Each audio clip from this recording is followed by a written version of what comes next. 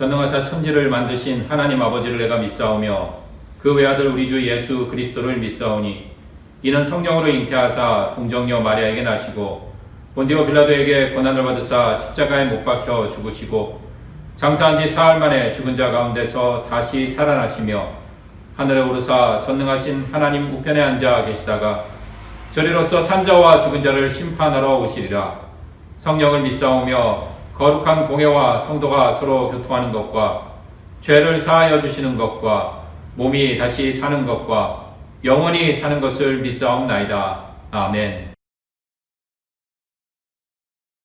기뻐하며 함께 노래 부르리 소리 높여 할렐루야 부르리 주님 앞에 나와 찬양 드리며 우리 주님과 함께 기뻐하리라.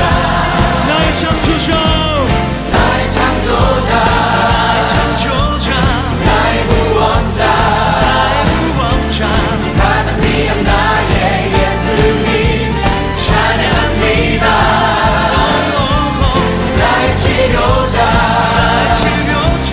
나의 선한 목자 되신 주 예수 나의 주 찬양하리. 나의 창조자 나의 창조자 나의 구원자 가장 귀한 나의 예수님 찬양합니다. 나의 치료자 나의 선한 목자 되신 주 예수 나의 주 찬양하리. 옆에 있는 친구를 향해서 너의 창조자 너의 구원자 가장 귀한 너의 예수님 찬양합니다. 너의 치료자 너의 선한 목자 되신 주 예수 나의 주 찬양하리. 예수 나의 주 예수 나의 주 찬양하리. 예수 나의 주 찬양하리.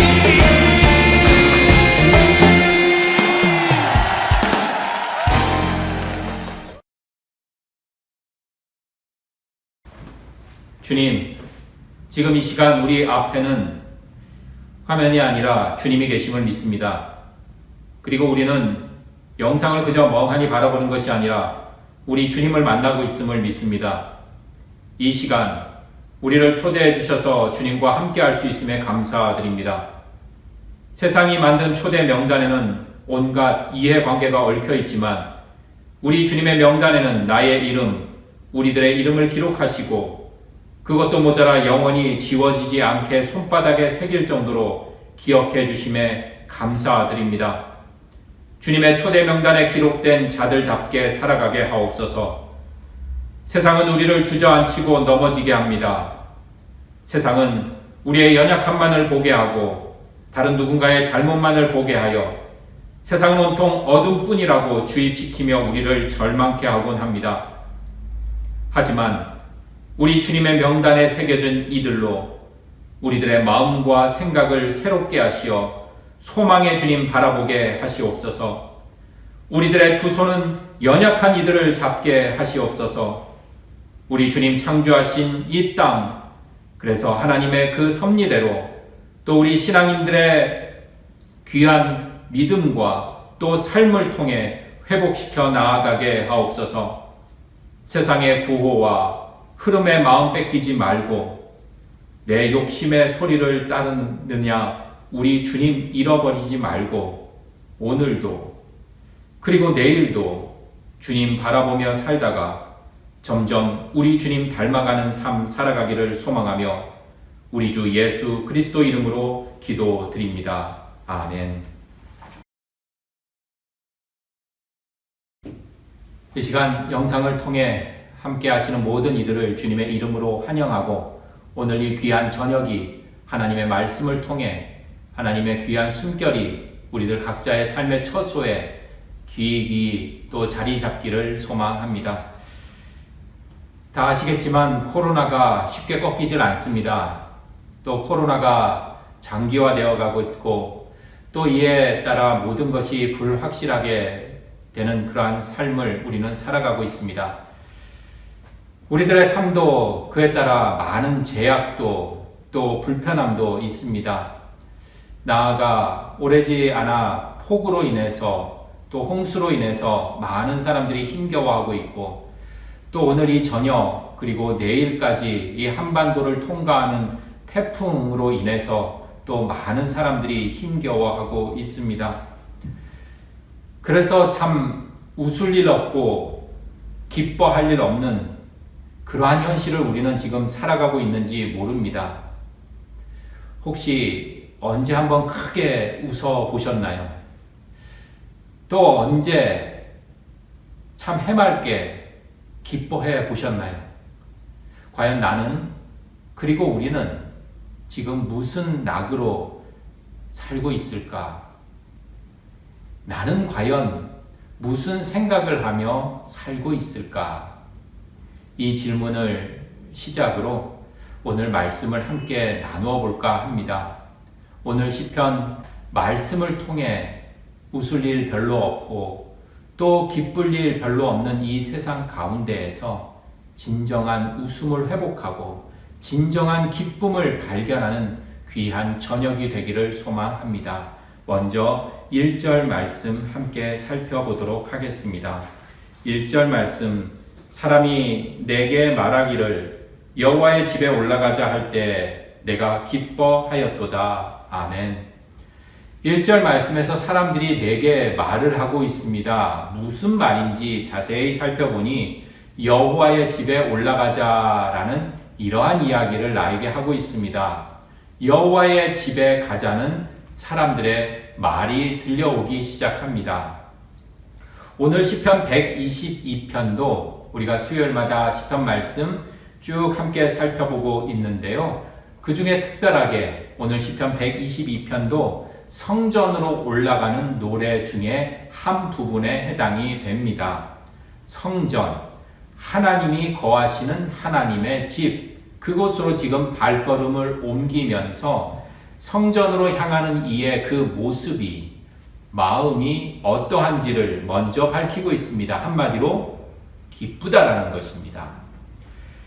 하루의 힘든 일과를 마치고 사랑하는 가족들이 있는 그곳으로 향하는 발걸음, 힘든 객지 생활하다가 사랑하는 부모님이 계신 고향집으로 향하는 그 마음, 각자 삶의 자리에서 슬픔도 아픔도 상처도 실패도 있었지만 또한 실질적으로 이스라엘 백성들이 동서남북 사방으로 흩어져 살고 있다가 절기 때가 되어서 바로 성전에 올라가며 예루살렘 성전을 향해 올라가며 그 길이 녹록지 않고 힘들고 어렵고 또 지치고 힘들었지만 하나님의 집에 향하는 그 발걸음이 어떠한지를 오늘 시편 122편의 1절의 말씀은 이렇게 소개하고 있습니다. 기쁘다.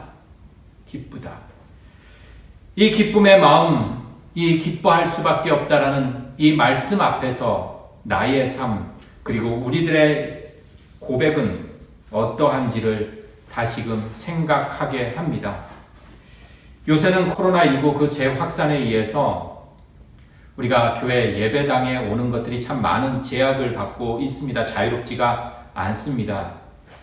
그러다 보니 우리 오랫동안 신앙생활했던 우리 노 권사님들 특별히 이렇게 전화로 이렇게 안부를 여쭈면 교회에서 예배드리지 못해서 교회 예배당 마음대로 오지 못해서 참 힘들다라는, 우울하다라는 그러한 소식을 접할 때가 있습니다. 그러면서 교회에서 교인들 만나볼 날, 또 하나님께 마음껏 찬양하고 기도하고 교회당을 손쉽게 출입할 수 있는 그 날을 손꼽아 기다리신다라는 그러한 이야기를 듣곤 합니다.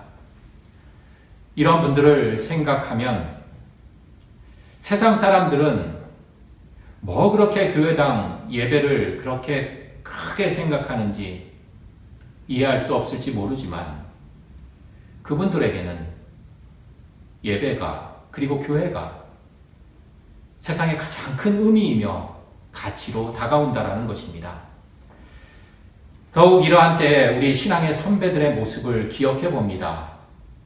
그러면서 우리들의 신앙이 느슨해지거나 또 변질되거나 약해지는 것이 아니라 우리 기대와 설렘으로 우리 하루하루의 삶을 함께 준비하며 나아가기를 소망합니다. 특별히 우리 신사동 교회에서도 정말 교회당을 이 예배 처소를 그리고 하나님을 만나는 그 시간과 공간에 얼마나 마음을 쓰고 또 얼마나 귀한 의미와 가치를 부여했는지 우리 교회의 역사 속에서도 찾아볼 수 있습니다.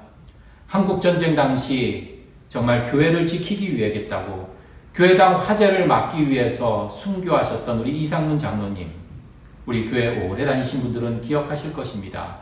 그리고 그 흔적이, 그리고 그 기억이 우리 역사의, 우리 교회의 역사의 한 페이지 속에 담겨져 있습니다. 어디 그뿐입니까? 지금도 교회를 위해, 신사동 교회를 위해 애쓰고 힘쓰시는 많은 분들의 그 마음이 바로 우리들의 마음이기를 소망합니다. 다시 1절의 말씀을 살펴봅니다. 여호와의 집에 가자라는 이 소리만 들어도 기쁘다라고 합니다. 하나님의 집에 가서 하나님을 뵙는 일, 우리들의 표현으로 하자면, 지금 용어로 하자면 예배를 드릴 수 있음에 기뻐한다라는 것입니다. 우리 오랫동안 신앙생활을 하다 보면 참 많은 예배를 경험하게 됩니다. 특별히 우리 한국교회 교인들 참 많은 예배들 드리지요. 주일 예배뿐만 아니라 우리 지금 드려지는 이 수요일에 이 저녁의 시간, 또 그것도 모자라서 금요일에도 하나님께 예배드리고 찬양하고 기도하는 우리들의 모습, 또 그것도 부족하다라고 우리 한국교회 매일매일 아침 새벽에 드리는 그 모습들, 그렇게 우리는 참 많은 예배를 드립니다. 우리는 그렇게 참 많은 시간 하나님을 만난다고 합니다. 그럴 때마다 우리는 과연 어떠한 마음으로 그리고 어떠한 고백으로 예배를 맞이하고 있고 하나님을 만나고 있을까 생각해 봅니다. 오늘 1절의 그 고백처럼 기쁨과 설렘일까? 그렇지 않다면 혹 다른 마음과 고백이 이어지고 있을까? 오늘 1절의 이 고백처럼 우리가 예배에 임하는 모습, 하나님을 만나는 모습이 기쁨의 모습, 설렘과 감격이 아니라면 우리들의 영혼의 창에 세상의 그 먼지가 뿌옇게 덮여 있는 것은 아닐까? 이러한 고백을 해봅니다. 우리가 잘 알고 있듯이 예배라는 것은 우리가 이렇게 형상으로 그림으로 그려보면 이렇게 엎드리는 그러한 모습을 연상케 합니다. 그러니 예배는 화려한 쇼나 아주 거창한 그러한 멋짐이라기보다는 아주 진중하고 진실되며 심지어 겸손한 그러한 모습, 고백이 담겨져 있다라는 것입니다. 엎드리기 때문입니다. 그리고 엎드리기에 분명 엎드리긴 그 대상이 있기 마련입니다. 그리고 엎드림을 통해 그 대상에게 모든 것, 나의 모든 것을 맡기겠다는 다짐, 약속, 결단이 담겨져 있습니다. 그래서 우리는 하나님을 만난다라는 소위 예배의 역사를 지금까지 이어가고 있습니다.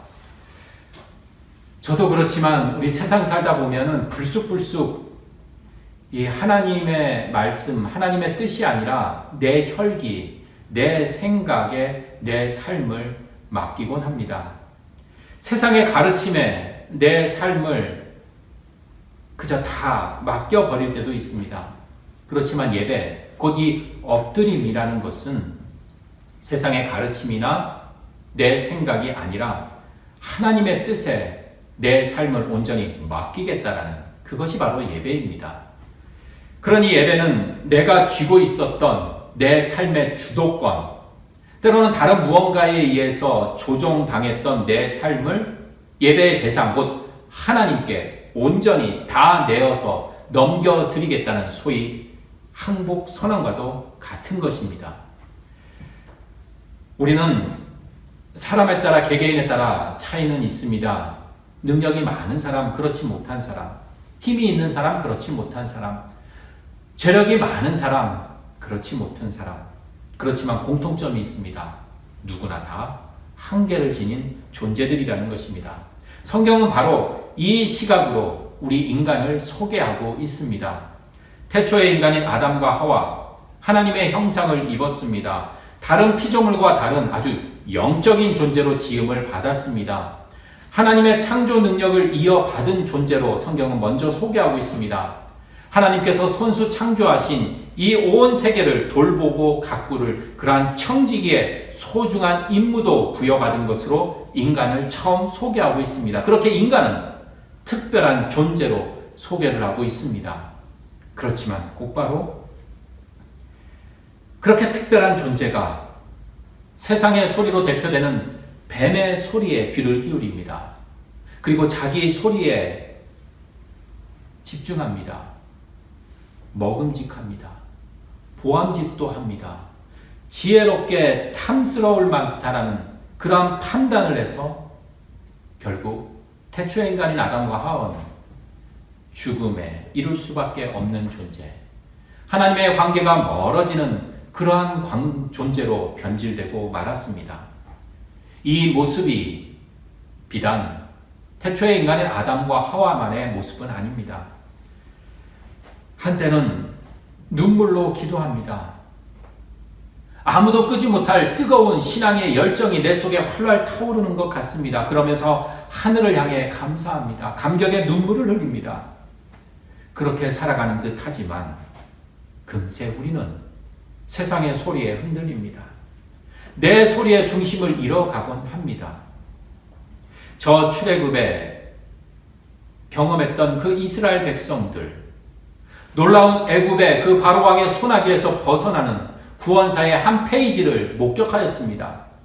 그것도 모자라 홍해 바다가 갈라지면서 또 구원의 한 페이지를 두 눈으로 목도하였습니다. 그래서 그들은 하나님을 찬양할 수밖에 없었습니다. 불붙는 뜨거운 열정으로 하나님을 향해 감격하며 하나님을 향해 찬양의 노래를 불렀습니다. 그렇지만 금세 사흘이 지나 물이 쓰다고 그들은 불평하였습니다. 그들은 흔들렸습니다. 바로 이것이 이스라엘의 모습이었고 그것이 바로 우리 인간의 모습, 나의 모습이라는 것입니다. 그렇게 우리는 누구나 이런저런 한계와 연약함 가운데 노출되어 살아가는 존재들입니다.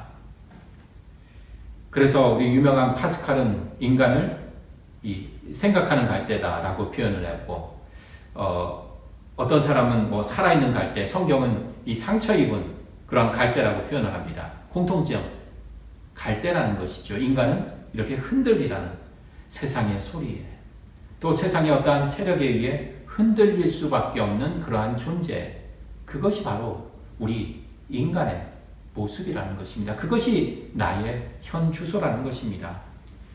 그러니 우리에게 예배라는 것은 더더욱 소중함으로 다가옵니다. 내 소리가 세상의 소리가 아닌 예배를 통해 하나님의 소리에 우리가 맞춰간다는 것입니다. 마치 악기가 아무리 좋은 재료를 갖고 아무리 비싼 악기라고 할지라도 제대로 된 악기의 구실을 하기 위해서는 그 악기에 맞는 소리, 알맞은 온전한 소리가 나야 합니다. 그러기 위해서는 조율이라는 그 과정이 필요합니다. 이와 같이 우리가 하나님의 악기로 하나님의 그 아름다운 소리, 우리 본연의 소리를 내기 위해서는 세상의 소리, 나의 욕심의 소리에 조율하는 것이 아니라 바로 하나님의 소리에 조율해 나아갈 때 우리는 온전한 소리를, 그리고 우리는 온전한 삶을 살아갈 수 있다는 것입니다. 바로 그 시간이 예배의 시간이라는 것입니다. 그러니 결국 예배라는 것은 무엇일까요? 생각해보면 예배라는 것은 우리 하나님께 영광을 올려드리는 것입니다. 하나님께 감사드리는 것입니다.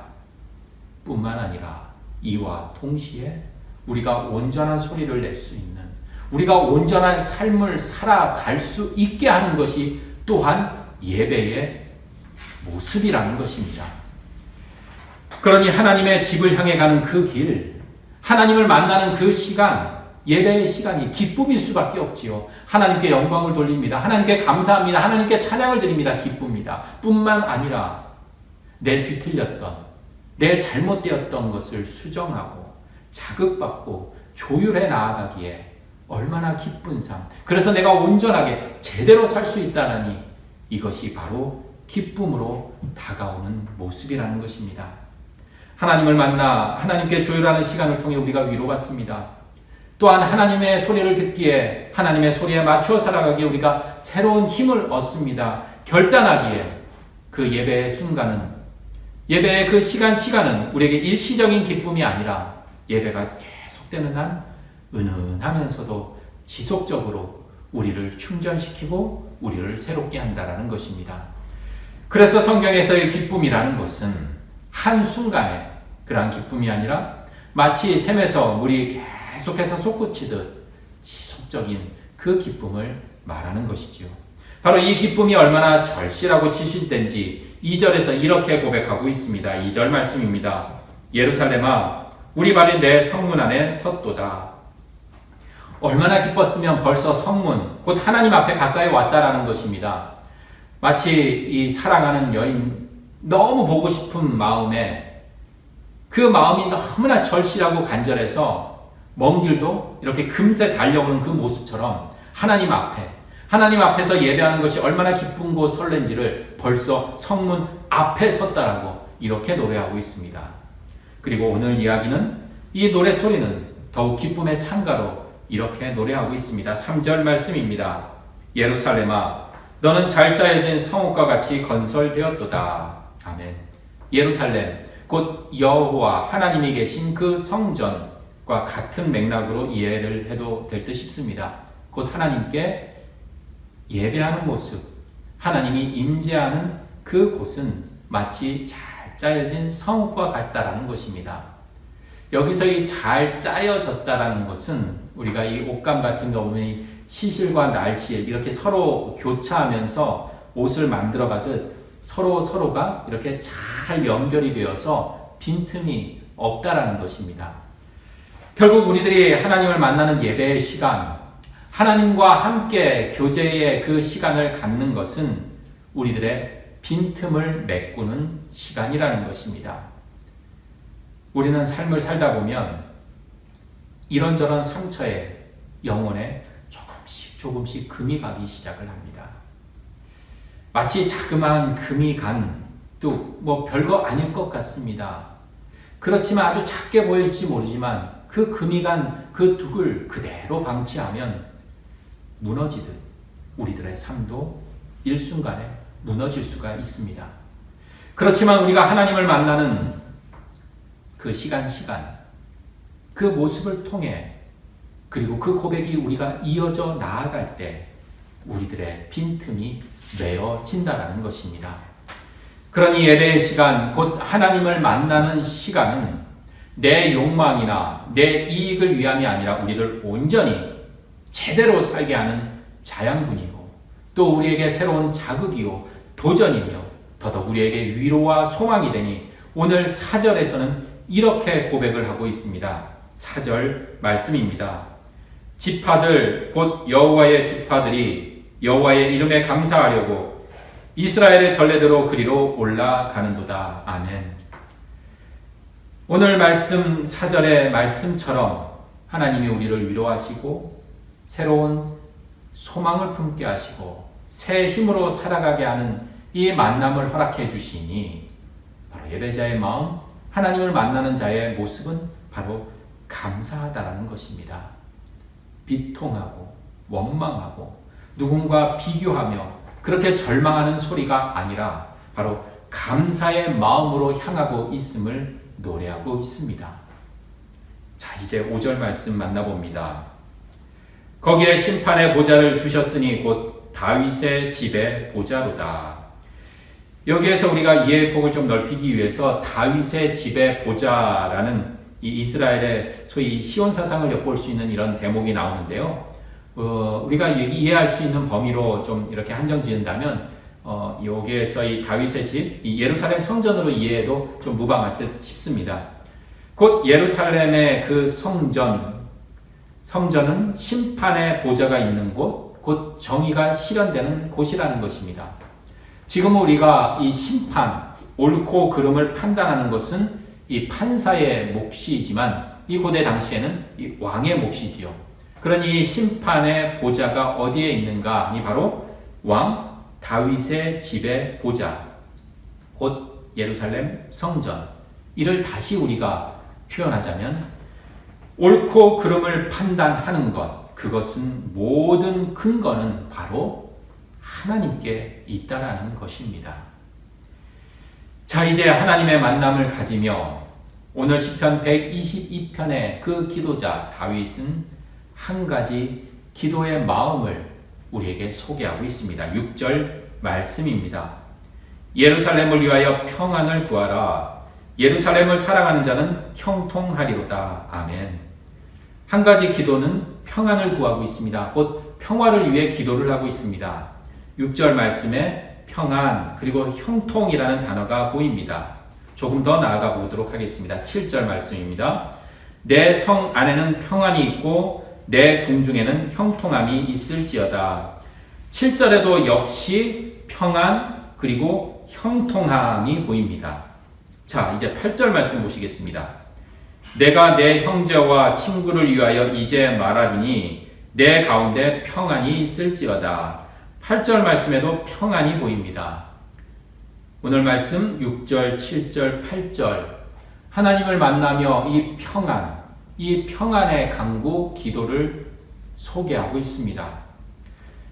이를 모두 한마디로 정의하자면 샬롬, 곧 평화를 말합니다. 평안, 형통, 이 모든 것들이 바로 샬롬, 하나님의 평화를 이야기하고 있습니다. 하나님을 만나기 위해 성전을 향한 그 발걸음, 하나님을 만나는 그 기쁨의 자리에서 하나님께 간절히 바라는 그 기도의 마음은 바로 평화로 이어지고 있다는 것입니다. 우리가 익히 잘 알고 있듯이 이 평화에 대한 개념은 이 전쟁과 좀 반대되는, 그래서 전쟁이라든지 어떤 분쟁, 다툼, 갈등이 없이 아주 평온한 상태를 우리는 평화라고 이렇게 일반적으로 이야기하곤 합니다. 예수님 시대의 팍스 로마나, 이 팍스 로마라고 하지요. 로마의 평화를 이야기합니다. 이 로마가 아주 막강한 힘이 있었잖아요. 막강한 군사력을 갖고 있었습니다. 그래서 그것으로 인한 로마의 막강한 군사력, 그 힘에 의해서 얻어지는 그 평화를 지칭하였습니다. 로마 시대에 얼마나 로마의 힘이 세었으면 주변 나라들이 감히 로마를 침범할 수가 없었습니다. 그러니 로마 땅에는 전쟁이 없었습니다. 그러니 평화로운 시대를 열어갈 수 있었다라는 말이지요. 곧 이 황제의 막강한 그 권력과 힘에 의해서 이루어지는 평화였습니다. 또한 평화를 우리 동양 문화권에서 이해하자면 예전에도 함께 좀 이야기 나눴던 기억이 나는데요. 이 한자, 이 동양 문화권에서 한자로 하면 평화, 평평하다, 고르다라는 이 평자를 쓰고 이 화자에는 이 곡식 벼에 이 입구자, 이 사람 입구자가 이렇게 함께 연결이 된 것으로 화자가 구성이 되어 있습니다. 풀이하자면 우리 동양 문화권에서 이 평화는 모든 사람의 그 입에 골고루 벼, 곧 곡식, 먹을 것이 들어가는 상태를 말합니다. 불공평하지 않고 모든 이들이 만족하는 상태, 그것이 평화라는 것이지요. 또 요새 우리 이 정신 건강에 대한 관심들이 참 많이 높아지면서 이 명상을 하는 사람들이 많아졌습니다. 또 요가를 하는 사람들도 많은데 이때에도 평화라는 개념이 사용이 됩니다. 이 경쟁 사회를 살다 보니 마음이 막 불안해지고 조급해집니다. 그리고 세상에 숙제들이 참 많다 보니 현대인들을 걱정, 근심이 가득 찹니다. 이러한 상황에서 이 마음의 평안함을 누리는 것, 마음의 사람을 발견하고 찾아가는 것, 그때 또 평화의 개념을 사용합니다. 명상이나 요가, 이 호흡을 통해서 또 자기의 이 최면을 통해 그러한 인간적인 노력으로 이루어지는 상태로 우리는 또한 평화를 이야기하곤 합니다. 여기서 공통점, 열거했던 그러한 평화의 그러한 개념들은 어떠한 상태를 이야기를 합니다. 앞서 로마, 바로 전쟁이 없는 상태. 또 동양 유교 문화, 한자 문화권에서는 모든 이들이 차별 없이 공평해지는 그러한 상태.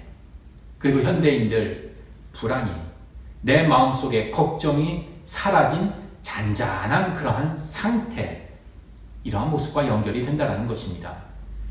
또한 이러한 평화는 우리 인간의 어떤 노력이나 황제의 힘, 또 누군가에 의해서 어느 정도 이루어질 수 있는 그러한 평화라는 공통점을 갖습니다. 물론 이러한 측면의 평화 중요합니다. 그리고 우리가 또한 지향해야 할 바입니다. 성경에서도 이러한 평화에 대한 개념들을 우리는 또한 찾아볼 수가 있습니다. 하지만 성경에서 전하는 이 평화, 오늘 말씀 6절과 7절 그리고 8절에서 계속해서 평안, 형통함, 곧 이 샬롬을 이야기할 때 그것은 어떠한 한 상태를 넘어서는 관계의 측면을 갖는다라는 것입니다. 우리는 전쟁이 없고 어려움과 고난이 없고 외부에서 오는 박해가 없을 때 우리는 평화를 직감합니다. 평화다라고 이렇게 생각합니다. 우리 일상의 통장에 장부가 아주 두둑하고 냉장고에 먹을 것이 가득 차고 내 사랑하는 가족들은 근심 걱정이 없고 골칫거리가 없을 때 우리는 평화로움을 느낍니다. 그렇지만 여기 예수님은 평화를 이렇게 이야기를 합니다.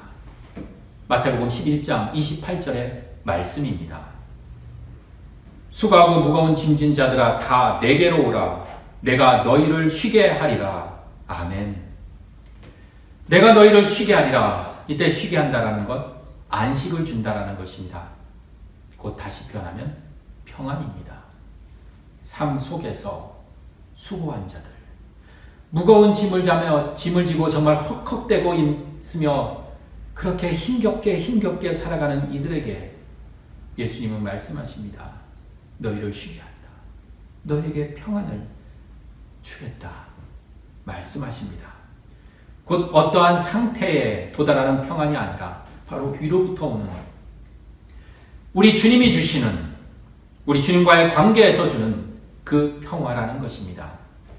이를 요한복음 14장 27절은 아주 구체적으로 우리에게 다시금 이렇게 말씀하십니다. 평안을 너희에게 끼치노니 곧 나의 평안을 너희에게 주노라. 내가 너희에게 주는 것은 세상이 주는 것과 같이 아니하리라. 너희는 마음에 근심하지도 말고 두려워하지도 말라. 아멘. 평안을 너희에게 끼치노니 나의 평안을 너희에게 주노니 내가 너희에게 주는 것은 세상이 주는 것과 다르다. 세상에 의해 주입되고 또 다른 무언가에 의해 만들어지는 그러한 평화의 상태가 아니라, 그래서 이루어지는 어떠한 특정한 상태가 아니라, 평화는 우리 하나님으로부터 오는 평화, 곧 하나님과 함께함으로 우리 하나님, 그분이 우리에게 주시는 평화라는 것입니다. 폭풍우가 몰아치는 그 상태에서도 어미새의 그 날개 품에 안겨 새근새근 잠을 잘 수 있는 그 새끼새들의 평화. 하늘이 무너지는 순간에도 평온할 수 있는 사람. 죽음의 십자가에서 용서와 그리고 영혼을 하나님께 맡기는 예수 그리스도의 모습. 지금 우리는 코로나 시대를 살아가고 있습니다. 태풍의 시대를 살아가고 있습니다. 경제난에 허덕거리는 그러한 시대를 살아가고 있습니다. 개인적으로 건강과 이런저런 삶의 무거운 숙제로 힘들어하는 삶을 살아가고 있습니다. 이때 정말 우리에게 필요한 기쁨은 무엇일까? 정말 우리의 평화는 무엇일까? 생각해 봅니다. 우리의 기쁨, 우리 하나님을 만나는 기쁨, 하나님께 조금 더 가까이 다가가는 기쁨, 하나님으로 말미암은 그 기쁨,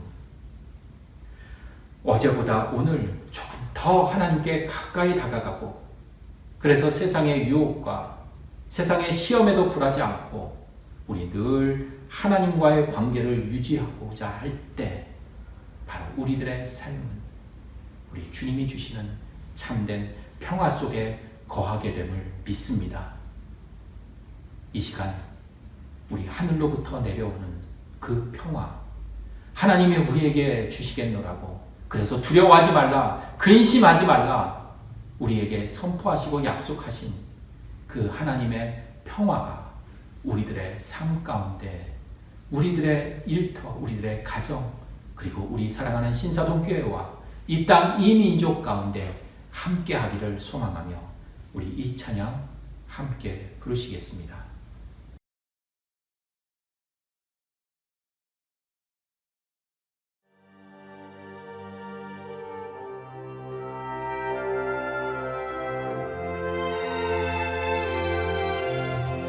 주는 평화 막힌 담을 거두어셨네.